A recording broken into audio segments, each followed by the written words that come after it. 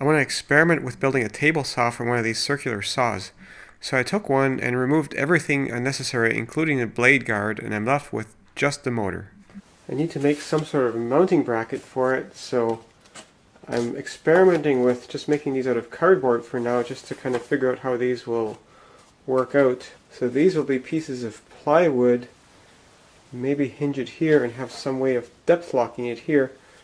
Alright, way too much thinking here, so it's time to just take these, and I've taken this one here and kind of constructed a geometric shape that matches the cardboard. So time to make some sawdust.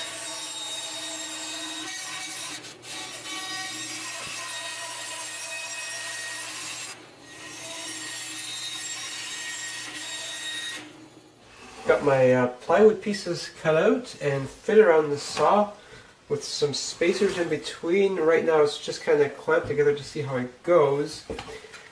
And here it is upside down. Now, one thing that's very important at this stage is to make sure I can actually get the saw blade in there. It has to be parallel to the rest of the frame here. It looks to be about parallel in the vertical direction, and then along this direction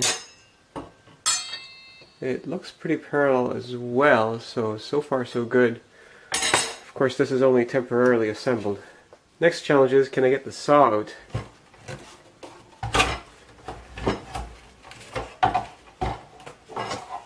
Okay, good. If I can get it out, that means I should be able to get it back in once this is fully attached.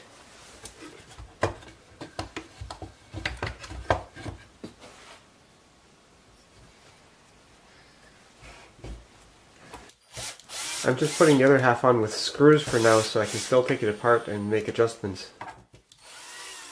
It's a very tight fit, and the handle actually pushes up against this side here, which is convenient. And on this side, I'm going to put a spacer in here to hold this part at the correct distance so that this blade is lined up in this direction, not like this or like this.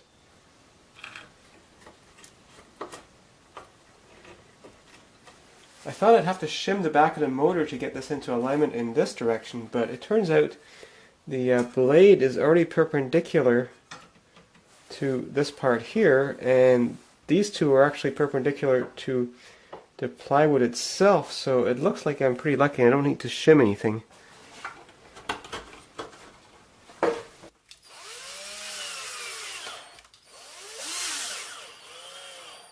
The way the depth adjustment is supposed to work is I'm going to have some kind of a pin here, and then from the operator side, which is this side, I can just tilt this whole saw to reduce the depth. But I also want to be able to tilt it to make bevel cuts. And so this whole saw is actually going to be on the subframe that's going to be hinged, I think. So this is actually going to be my subframe, and I've just marked out the outline of where the saw needs to go.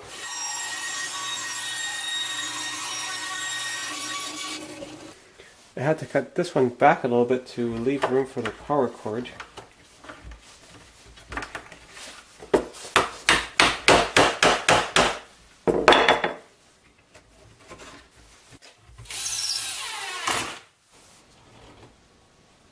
So I need something to lock this saw in a particular position up and down. And I was initially thinking of maybe a bolt across here and something with a slot in on either side and just clamp that together. But that gets tricky because the hinge needs to mount here, so I don't really have any room to mount this. And then I was thinking maybe something between, but that I don't want to really squeeze these things together to cause pressure. So the idea I've come up with is to put something on the front, but this is curved. This follows a curved path as it goes up and down. So I actually made a curved piece of wood to match that, and that's actually just cut out of a piece of 2x4. And that goes right here, and when this thing goes up and down, it follows that curve, so this doesn't have to move. And then there's going to be some nut through here and a knob on here, and I need to cut a slot here.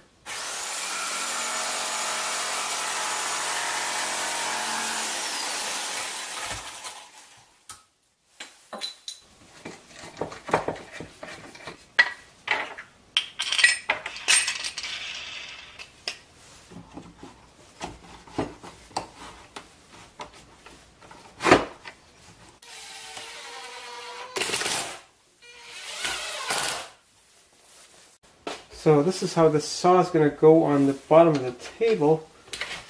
So let's move the saw all the way down. And the hinges are going to go on here, I think probably like this, because I want that hinge pin to be as far up as possible. And then for the table, I'm actually going to use a nice piece of birch plywood because I think this is actually going to work.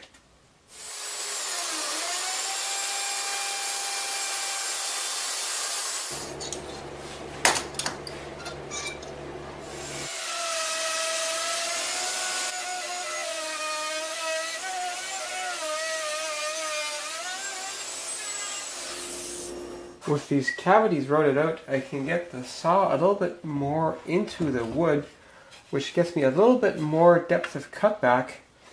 The hinges go here, but I still have a bit of space between this bracket and the plywood, so I will probably put another layer of plywood in here, and also around here I'll probably add some more plywood to reinforce this.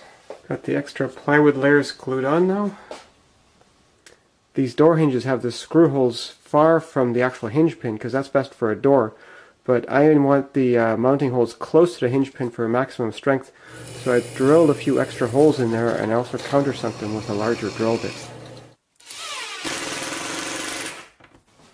Now with the hinges secured in place, I've got some spacers to hold this platform level, so now making sure that the saw lines up with my cutouts in here, I can now put this on here and mark where I need the actual hole locations.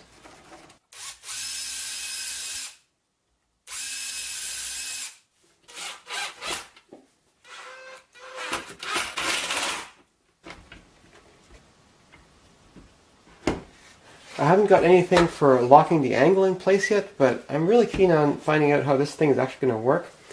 So I'm just going to put a blade in there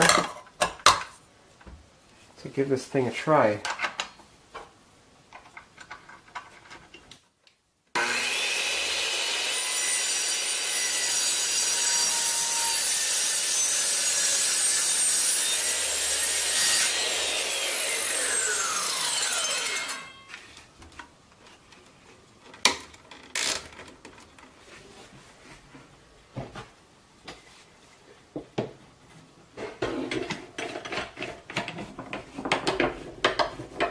Here's my roof vents for now, lined up with the slot. Let's raise the blade.